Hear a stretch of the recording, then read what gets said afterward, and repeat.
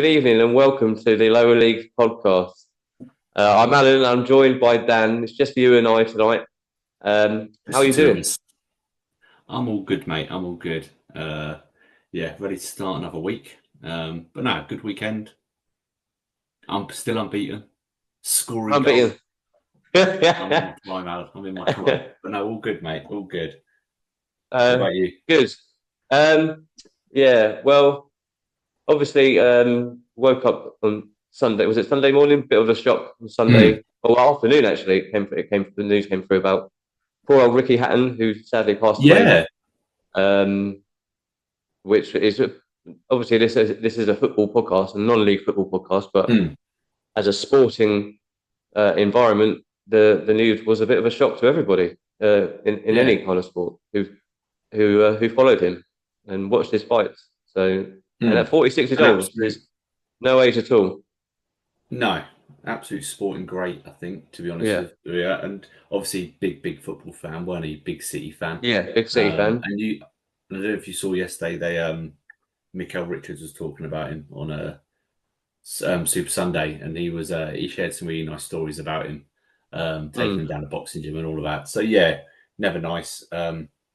Obviously, don't know the ins and outs yet as to why, so I won't speculate like some people like to do. It's been a bit of a week for that, isn't it? Obviously, with that, again, not sporting related, but the assassination of Charlie Kirk as well. I'm not going to lie, that sort of hit me a bit. Whatever your political views, it's a bit shocking when you see stuff like that. I'm not one. I've never been one to be into politics or follow politics, but like you say, whatever your political views, or whether you like the guy or not, or like anyone that shares his views or not, it's not really the way to go, or to deal with any kind of situation like that if you don't like it. And it's a bit of a cowardly way to do it as well. Do you know what I mean? From that far away, and you know, if your intention is to do something like to harm someone like that, then at least have the balls to do it in front of them, so they say you're face to face. But never like that. But I feel sorry for his family now. He's left a wife and a couple of young kids.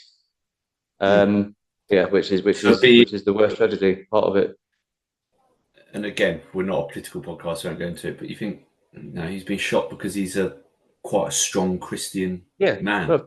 We can debate all of those rights and wrongs, but his poor wife and two kids. So I'm not gonna lie, that sort of Thursday that hit me a bit from sort of Wednesday, Thursday last week that happened. I was a bit like, oh wow, that obviously we don't know these people, but it's quite shocking when you see it, isn't it? So of course, a little bit. But yeah, anyway, right, we must upbeat it a little bit now. Well, let's get back on track football wise. So Sunday I had my team's my ladies' team first game of the season, first league game of the season back in the women's football as a football team. Unfortunately, we lost 5-1, but it doesn't really sort of reflect on how well we played. We did play really well. We controlled large parts of the game. It's just getting that final third. Well, in fact, both thirds, the front third and the back third, getting them sort of sorted out so we can start scoring and stop conceding. But look, they played well. They enjoyed themselves, despite the score and despite the weather. But we got our first goal as well. Our first goal of the league as a team. I saw the video. Good goal. It was a good goal, set up by our captain Angel and scored by one of my wingers, stroke forwards, a girl called Eliza. Great goal from her. She nice moment. Over the moon with that. Nice moment from the video. Looked a nice moment for the whole team. Yeah, unfortunately, the guy that filmed it, who was with Eliza, he had it. I think he had it zoomed in a bit too much and missed the ball actually going in the back of the net. That's why you don't see the ball going in, but you can tell by the celebrations that went in. But it was a terrible day weather-wise, but they all enjoyed it. And but I have to give a little shout out to our standing keeper Leanne, who normally plays centre midfield for us. She's a good keeper as well, but she was involved in a little clash with one of the opposition players. I think it was in the second half. and came off with a injured knee, and Mm. I've since found out today that she's actually fractured her knee and requires a bit of Good stuff. surgery as well to repair it a bit more. So she's going to be out for a Bless little her. while, quite a while. So shout out to Leanne out there. We're all thinking of you, and we're all behind you on your recovery. Bless her. I've got to say, you mentioned about the weather. I don't know if you had it. We had it Saturday for about 15 minutes spell first half where it literally and I was saying to my wife, I was like, the temperature changed so much. Yeah. Like it's almost like a lack of oxygen all of a sudden. I was like, oh my, it took my breath away with how cold it got all of a sudden. And I'm like trying to be hard because I'm captain and I'm like shivering. Yeah. But it's certainly changed the game a bit. But it's but this weather's well due in it. Let's be honest, we need the wet weather. Oh yeah, the pitch is especially our pitch. It's much needed, much needed. But it's not. It was nice to see with the recent rain we've had. It's nice to see our pitch looking so green as well, which hasn't been the case for all summer. So that was nice to see. But yesterday I think the second half I think it rained and quite heavily throughout the whole second half. And didn't stop. To the point where after the game, I was still at the club about an hour after the game, watching the City United game, and I remembered that I hadn't collected the corner flags, so I had to go back out in the rain to collect them. So that wasn't a nice Lovely. job. By that point, all the girls had gone by that point, so I couldn't get anyone else to do it. But look, we move on. We haven't got a game next week. We've got a free week next week. Allow for some players to recover and train, and then we're back next Sunday, 28th, back at home. Nice. So let's carry on. Let's move on. Let's talk about our teams, the teams that we are following. So we haven't done a catch up with them about them for a couple of episodes now. I think we touched on it briefly last time, but there's been a few games obviously in that time. So why don't you start with AFC Welling in the Spartan Prem? Well, all I can say, mate, is I genuinely wish we'd put money on this to start the season. That's what I sort of hoped, because Welling are just flying now. Played 9, won 7, drawn 1, lost 1. And the only one they lost was the first game of the season. And they've just smashed it ever since. Re-signed one of their players this week. Scott Bridges is his name. I noticed him in a documentary. I saw that, yeah. And again, looks like I'm trying to keep up with who's scoring, who are they any additional players they had last year? What is quite difficult because let's be honest, these players aren't massively known. But yeah, they seem to be scoring goals. They've got a new striker from the guy I saw playing last year, who seems to be scoring a lot. And they're smashing it, to be fair, although I still love their social media Saturday. They won 5-1 and Brett was still giving them a bollocking at the end of the game.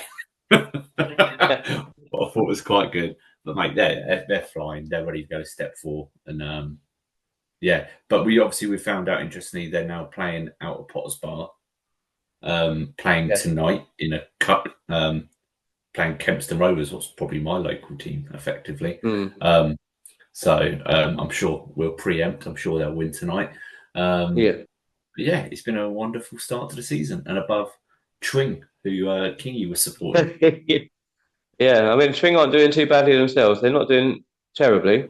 They're just outside the playoffs at the minute after 8 games, 13 points. But it's good to see. I know we covered. Sorry, they're not top though. Let's be honest. So no, they're not top. No. But it's good to see Winslow doing just as well. Second behind Welling with 1 point behind them. So it's good to see them performing well after last season. It was their debut season in this division. So hopefully that will carry on for them as well. And see what happens at the end of the season with them. Definitely, 100%. So how are your Welsh Wonders getting on? My Welsh Wonders. I'm going to be honest. To be honest, I haven't really sort of been following them that much, which is really poor. All I know is the last time we spoke about them, they were top, but they've obviously lost a few games in between then and now. So they're now down to 5th, which isn't too bad considering it's their first season back at this level. I mean, the last time they were at this level, they were in the National League South. But they on Saturday they beat Worksop Town at home 2-0. See the goals coming from Ricardo Reis, a Ricardo Reis double. One of them was a penalty in front of a crowd of 1,429, which I think is pretty decent for that level. For step 2, yeah, absolutely. Well, at that level, will our guest Mr. Table be playing against them? So everybody's obviously seen on the socials, Jake Tabor, who signed for Swindon Town in League Two, has just signed on a 1 month loan at, was it Bath City, who are National League South, who are in the same division as my club, Farnborough, and they're coming to Farnborough in a couple of weeks actually. So I might be down there to watch, and I might see him, and I might say hello, and see how he's doing. But yeah, so they'll be coming. He wasn't in their game yesterday because obviously he's just signed, so he wouldn't have featured yesterday on Saturday. Sorry, but I'm sure he'll be as part of the agreement. It'll probably be that he will have to play quite a lot of games because it's only a 28-day loan. So, and he's there to get his match fitness up as well. Yeah, so and didn't I see? I think Ian Holloway did a piece on basically saying he wanted him to go on loan somewhere where he could still train every day with Swindon. Yeah, because he wants to keep him at that level. Yeah, so he'll still train with Swindon because Bath and Swindon are fairly local to each other. So he will still train with Swindon. He might probably train with Bath when they train because I'd imagine they train once a week. Bath. So he will train with Bath. But the majority of the time he'll be with Swindon. But it's a place where he can get games and get his match fitness up and get some goals. But hopefully not against Farnborough. I'll keep watching because it's good to get information from it. I don't know if you follow them. There's the Swindon Kitmen have become they've got their own YouTube channel now, and they've grown their channel out, so it's quite good to watch that and just see. But I mean, they've made some unbelievable signings, haven't they? What's his name from Wrexham's gone there, hasn't he? Ollie Palmer, obviously. Ollie Palmer, yeah, and I think he's already off the mark with them as well.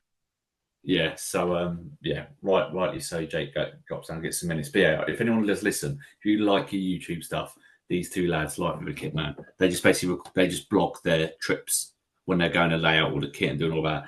Mate, and what an amazing job! But I've looked into. Unfortunately, the salaries aren't great doing that job. So it's so. If you get any pay. Oh yeah, you will. Yeah, they're full time, but they're when you go lower down, like in step 2, step 3, they probably don't get paid. Yeah.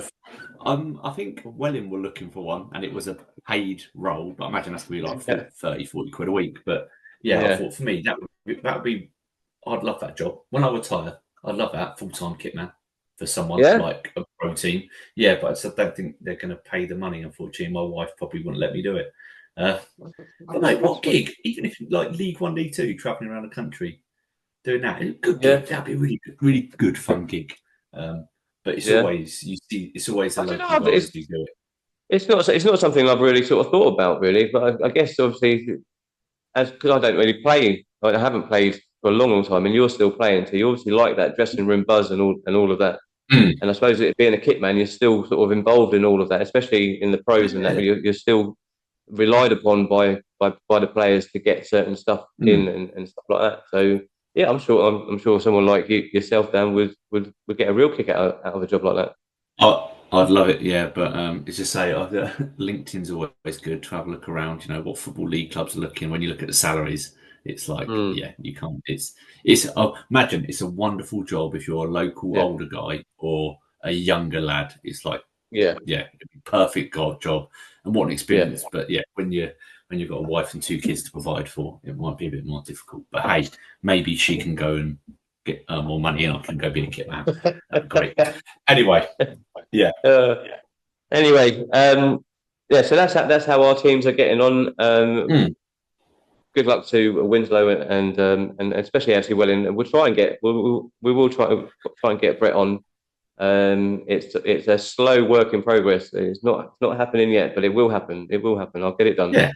And obviously we also want to get their chairman on, don't we? Ty, I think it's Ty. They call him. Yeah. He's playing for their devs this year. I want to get him on as well because it'd be really interesting to talk about building that club and where he started from and Yeah, all of no, that. that'd be a definitely, yeah, that'd be a definite one. Yeah, So that'd be a definite one. we'll do We'll lots tag of them all tagging in. to try and Yeah, get we'll some, tag them all in.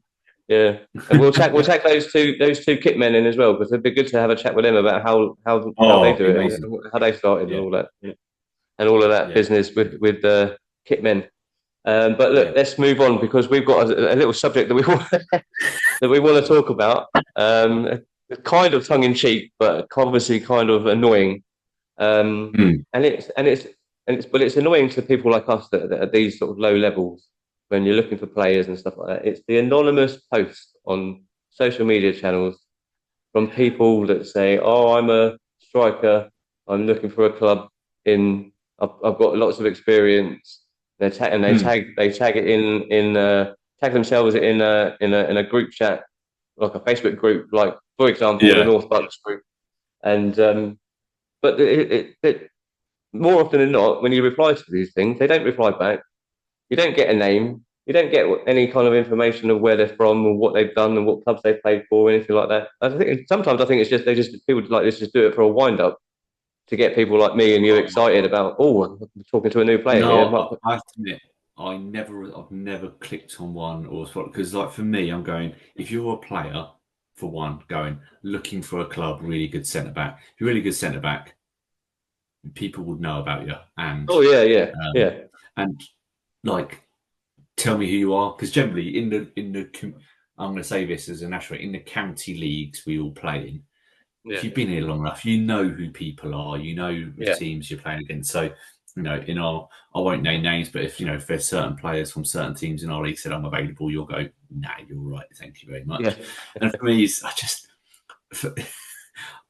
and this may sound weird, like I generally I don't like conversation. I like to think I'm just quite a nice, polite guy. It would kill me to have someone go, yeah, come along to training, when they turn up, they're absolutely dog shit, and I'll go, okay. Oh, I'm really sorry, it's not going to work out. Although I'd sort of palm that off to Jam and Ollie and yeah. go, right, you two go. But like one on our local league one today. Men's team looking for players to strengthen our squad. Saturday league. That's it. Oh, Who yeah, are no you? worries, mate. Yeah. Like, who are you? Yeah. Why do I like just fucking embarrassing? Any men's Sunday team looking for a good centre back. Are you? Good. Exactly. How do we Who know are you're you? not 3? Yeah. Oh, and don't get me wrong, it's the same teams who seem to like just put their thing of tag themselves in it. I'm just like, I don't get it. Why No. do anonymous posts are great if you want to, cast in, reel Yes. someone in a little bit. Yeah. But I and mean, I'll in a put sense, my hands up. I've sometimes done some if anonymous comments if I want to, like, if I know something and I'm a little bit like, throw it in there.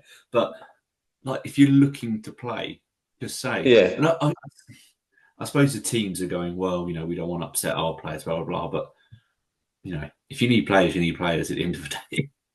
yeah, and sometimes I can sort of understand why players would do it anonymously because they don't want the club that they're currently playing for to know that they're actively looking. But if they're not happy at the club that they're playing for, then just tell them that, and then you're free to go, and then you can advertise freely and not anonymously.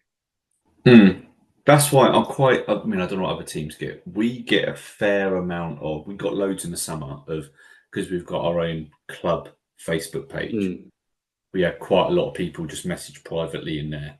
And because I'm a sad loser, I did some digging. We had 2 or 3 who just because basically throughout the summer I just made a list of names of people with messages, and I had a look at people who just never showed up. So I went in the back and had a look, and they were players who wrote to us saying, I'm playing at this club, but I'm looking to move on because I don't like it here anymore. Yeah, Then you have a look, they're signed back on with them. And I think yeah, sometimes people do it, they want to be loved and they want you to go, oh yeah, you're a great player, blah, blah, blah.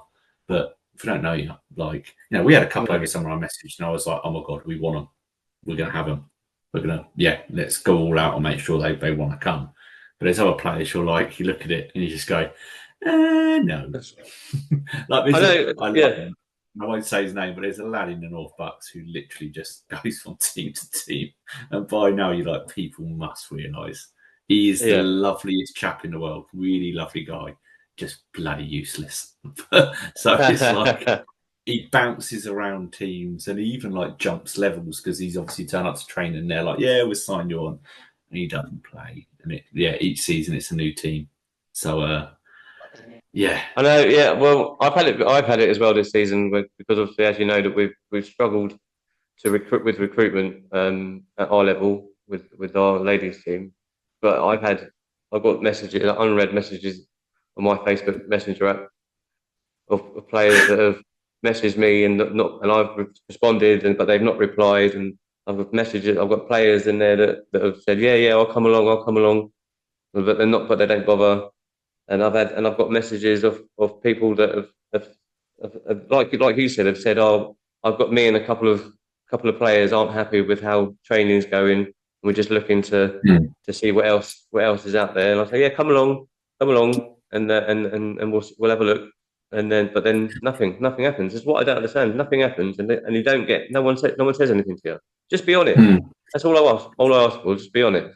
As a player, you'll know as a player, Dan, that you want your coaches and your managers to be honest with you about how you're doing, how you're playing, where you sit in their team. But that honesty comes both ways as well. Yeah, I hate the one, and we've had it 3 or 4 times over the last few years. Halfway through a season, you get a message from a player, and it says, "Me and 4 or 5 others want to leave this team and come join you." And we always go back with the same thing: is you are absolutely welcome to come to training. However, there is no guarantee any of you are going to play together. We've got 2 teams. We are certainly not just dropping you in the team. That's not going to happen. And it ends up with maybe one comes so like we've had this season, it's been a success story, so we'll talk about it. So we had 3 lads from a team that folded.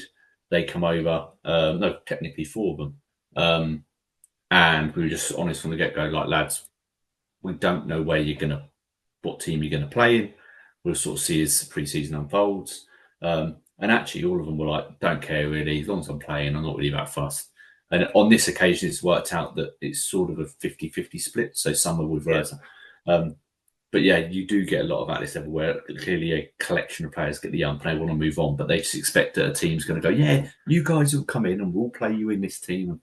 Oh, fuck off. Like, have a day off. Yeah. So sometimes it's almost like they sort of think because they played for a club that's maybe seemingly done a little bit better than you guys, that they can just come down. If they're not happy, they can just come down and walk into your team because you're not doing as well as them. But it doesn't work like that. Mate, I mean, we've had a conversation this weekend, didn't we? There's teams who were doing super well, and then all of a sudden now they're struggling. And I genuinely, I'm not. This is arrogant. I don't care what I say. This is arrogant. Like, you can call them a mile off. I could name you 2 or 3 teams in the North Bucks where I go, they're really good. They are going to crumble at some point. Yeah. Because they don't have the infrastructure around, and they don't. It's going to be great. It's going to make hay while the sun shines, whatever the term is. But as soon as the winter months come and people can't be asked much, they'll crumble, they'll fall off, and they'll. I mean, because this, at your level and at that level, I mean, I'm not going to name the team, but it's a team that we both know, the manager that we both know. But they obviously got promoted last season, and now they're seemingly struggling with players availability. And they struggled all through pre-season, and there was talk that they might fold even before the season started. But thankfully it hasn't happened, and they're still carrying on.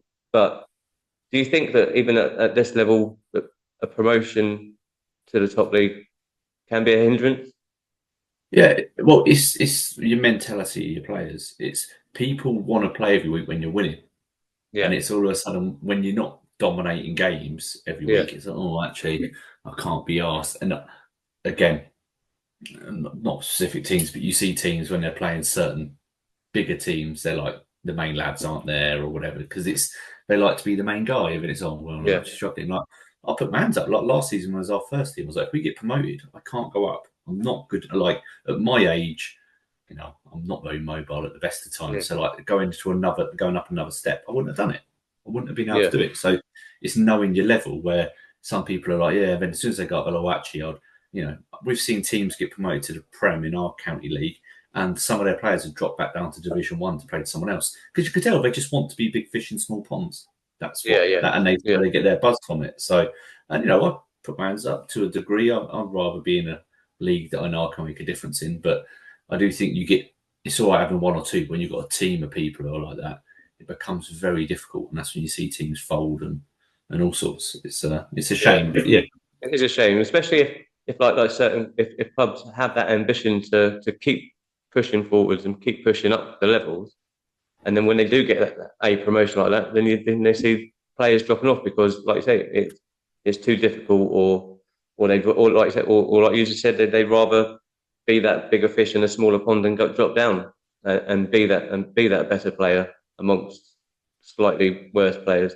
But for someone like you, who like so you had a really good season last season, scoring wise as well, playing for the first team in the intermediate. You had a really good season, but now you've dropped down to play for the reserves and back in Division 1.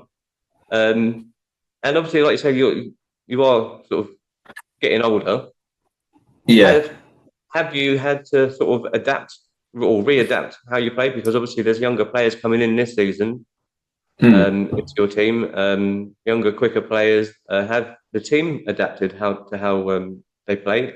And have you had to adapt? Because as you said to me earlier, you're not getting any younger, and you're not, and you've alluded to on here, that you're not as mobile as you probably want to be, but not, and obviously as you used to be. But what's that like for you? So, like, funny enough, it's last season. Although I did all right, I didn't enjoy it as much. Like, I found it harder. What I suppose is all the things I've just moaned about people doing. Sort of me. It was like I wasn't a difference maker at that level. I was a guy in a team, and if anything, at times I could be a hindrance because I'm not.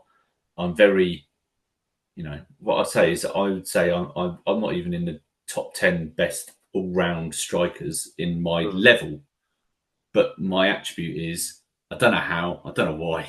I just say I'm in the right place and I score goals, and I generally get numbers. But last season, I just struggled a bit. I've always said for years, like, there's no difference between the bottom two leagues in the county level we play in. I'm like, yeah, it's no different. But actually, this season, I've already seen it a few games in. It is like you're playing against a lot of under-18 teams come up. Well, they're faster, but actually they're not streetwise. You can, they're actually, in some cases, because a lot of young lads stay big gym goers, but you can physically bully them and maneuver them, and it's like football strength. It's like I'm not a big guy. I'm not a physically strong guy, but got a bit of a belly. But football strength, you know what to. And now in Division 1, it's quite touch when it continues. But I'm playing against lads so I can sort of go, I can manipulate you and I can get myself in a position. But definitely I've realised now is even from last season to this season, I wasn't mobile last year. I'm even less mobile this year. And actually probably the step downs massively helped me just be able to prolong it. Like I joked, I've been joking saying this is my Michael Jordan last dance this season. It may well be, because I'm like, I'm making a positive impact in this team at the minute. There could be like this time next year, maybe. And the thing is, because of what I do at the club, I do think there probably is a level of pressure of like, well, Dan's there every week, and I've backed it up so far. I suppose it's that horrendous Jamie Carragher saying, leave football before football leaves you. And that's what I don't want to get to. I don't want to be at that point where people are like, oh, sort of got to play him because he runs this. I'm like, no, let's. So at the minute, I guess you'll know in yourself when that happens, won't you? Yeah, and I know it's not a million miles away.